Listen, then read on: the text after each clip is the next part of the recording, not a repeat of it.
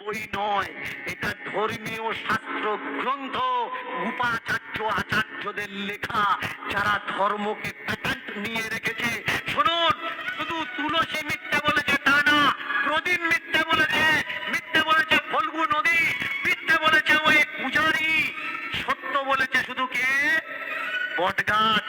তাই মা সীতা আশীর্বাদ দিয়েছিল, বটগাছ তুমি অমর হয়ে থাকবে।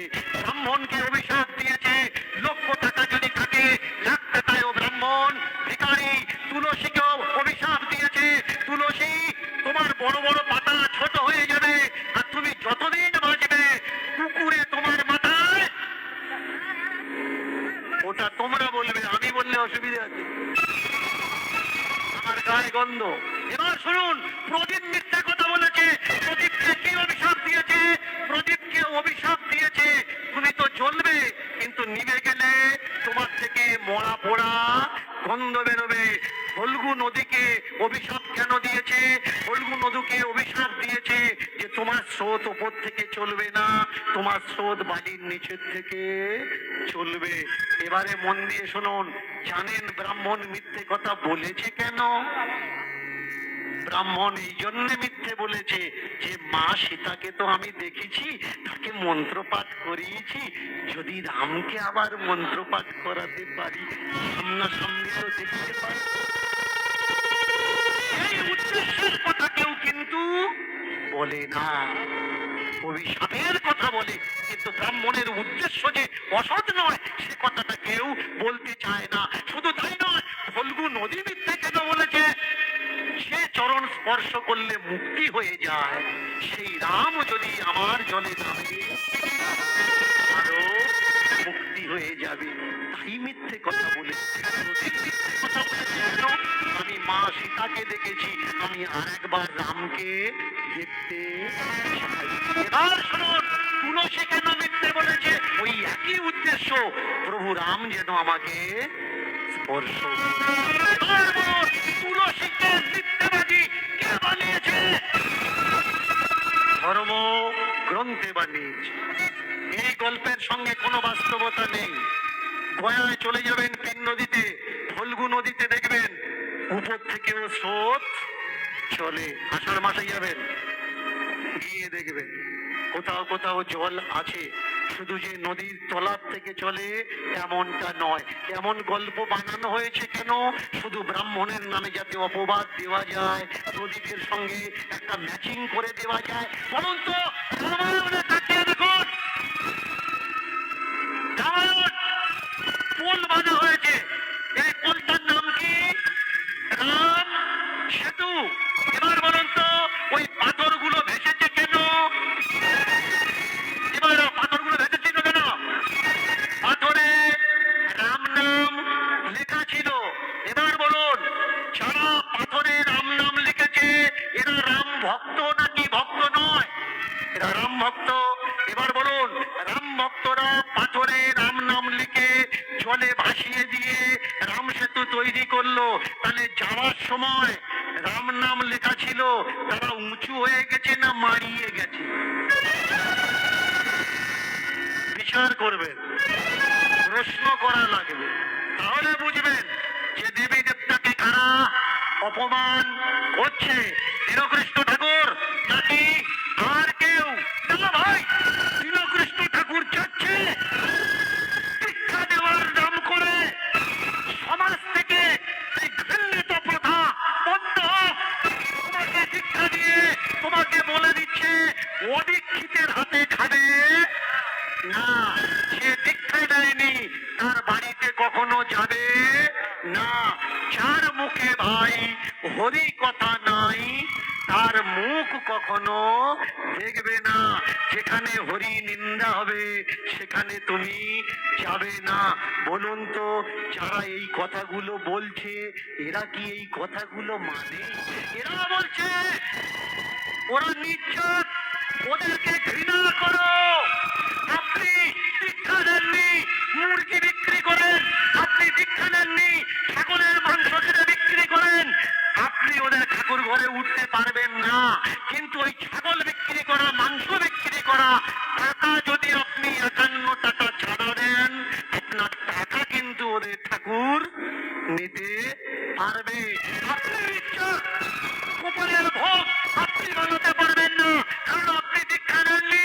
বলুন তো দেখি, তাহলে যারা গোপালের ভোগ দেয় ঠাকুর ঘরে গ্যাস সিলিন্ডার রেখেছে কি ময়লা রেখেছে? তো তাহলে বলুন, ওই ঠাকুর ঘরের গ্যাস সিলিন্ডারটা আস্তে আস্তে আস্তে ঠাকুর ঘরের গ্যাস সিলিন্ডারটা হতে হতে পারে গত মাসে কোনো মুসলমানের বাড়ি ছিল,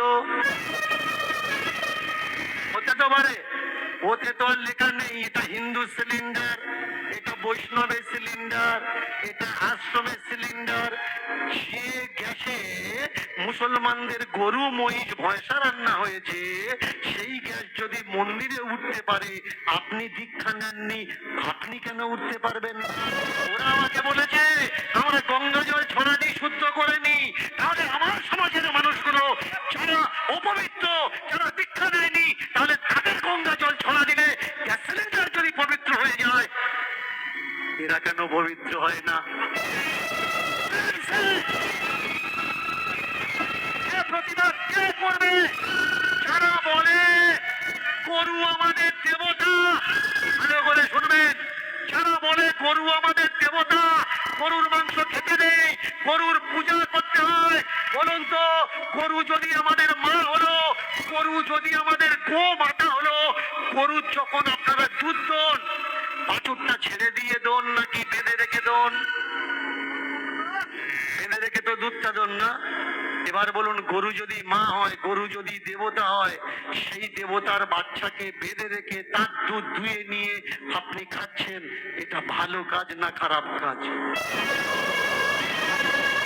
আমি শুধু বলতে পারি, আমি বলতে পারি, ওঠো, জেগে ওঠো, দেখো সত্য কোনটা, বাস্তব তোমার সম্মুখে পড়ে আছে। ওদের ভুলানো কোথায় ভুলো না, প্রতিবাদ করতে শেখো, জানতে শেখো। আজকের যদি না বলতে শেখো, এক সময় তোমার বলার ক্ষমতা বন্ধ হয়ে যাবে। আর ওরা তো চাচ্ছে তুমি বোবা থাকো, তবেই তো ওরা তোমার উপরে রাজত্বটা করবে। শুধু তাই নয়, ভেবে দেখো, যারা বলে গরু আমাদের দেবতা, গরু মাংস মন্দিরে তুলতে নেই, মাছ মন্দিরে তুলতে নেই, মুরগি মন্দিরে তুলতে নেই, তাহলে এই যে আশ্রমে আশ্রমে মঠ মন্দিরে এই যে আমরা হরিনাম করছি, এই দুই দিকে দুটো যন্ত্র বাজছে, এর নাম কি? এর নাম হলো খোল। এই খোলের চামড়াটা কি দিয়ে তৈরি? দুই সাইডে দুটো থালা, এটা গরুর চামড়া দিয়েই তৈরি। আমাকে অনেক গুরুজিরা বলেছে যে গরুর চামড়া দিয়ে আমরা খোল বাজাই কেন জানো? গরু মরার পরেও তার চামড়া কাজে লাগে। সেও বলে গোবিন্দ আমার চামড়া দিয়ে যেন তোমার সেবা হয়। তাহলে আমি সেই সব বাবাজিদের বলবো, তোমরা মরার পরে তোমাদের হাড় মাংস যেন বেকার না যায়, তোমাদের হাড় যেন ঠাকুর ঘরে কাজে লাগে, তোমাদের চামড়া দিয়ে যেন ডুগডুগি বাজানো হয়। আর মরার পরে তোমরা বলবে যে হে গোবিন্দ, বেঁচে থাকতে তোমার সেবা করেছি, আর মরার পরে আমার চামড়া ডুগডুগি হয়ে তোমার মন্দিরে বাজছে। বলো এটা শোভনীয় হবে? ঠাকুর কি চাচ্ছে? ধর্ম সংশোধন হোক, ধর্মগ্রন্থের ভিতর থেকে নোংরাম বেরিয়ে যাক। মারা গেছে বর্মার বাবা। আমাদের সমাজে মানুষ মারা গেলে আমরা কি করি? তারপরে শুরু হয় গলায় দড়ি, গলায় কাছা, যার নাম শ্রাদ্ধ। শ্রাদ্ধ খেলা, শ্রাদ্ধ করলে নাকি মানুষ মুক্তি পায়। ধরে শ্রাদ্ধ করলে নাকি মানুষ মুক্তি পায়। মন্ত্র বলে নাকি নরক থেকে মানুষকে স্বর্গে পাঠানো যায়। বলুন, শ্রাদ্ধ করলে যদি মানুষের মুক্তি হবে, তাহলে জপ তপ তপস্যার প্রয়োজন কি আছে?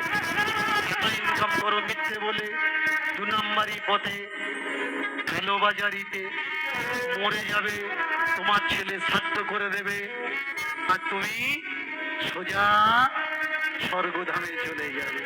না ভাই, মায়েরা শুনুন, বেশিক্ষণ এই টপিক আলোচনা করতে পারবো না, অনেক শক্ত কথা, সকলার হজম হবে না। ছোট্ট করে বলছি, আমি বলবো কি, মরার পরে কারে স্বর্গে যাবে আর কারে নরকে যাবে বলে দেবো? মন দিয়ে শুনুন, মরার পরে কারা স্বর্গে যাবে আর মরার পরে কারা নরকে যাবে। অপরের জিনিস রাস্তায় দেখতে পেয়েছেন, অপরের জিনিস রাস্তায় দেখতে পেয়েছেন, এদিক ওদিক তাকিয়ে জিনিসটা আঁচলের ভেতরে নিয়ে নিয়েছেন। অনেকে আবার দেখবেন ভিড়ের ভিতরে যদি টাকা পয়সা দেখতে পায়, অনেক মা কায়দা করে বসে পায়ে মোজ লেগেছে রে, মোজ লেগেছে, কায়দা করে পা ডলতে ডলতে ভিতর থেকে নোটটা বের করে নিয়েছে। শুনুন, পরের জিনিসে হাত দেওয়ার জন্য তোমার মন থেকে বলছে টাকা পড়ে আছে, নাও। ভিতরে একজন ভালো আছে, একজন খারাপও আছে। ভিতর থেকে যে খারাপ সে বলছে নাও।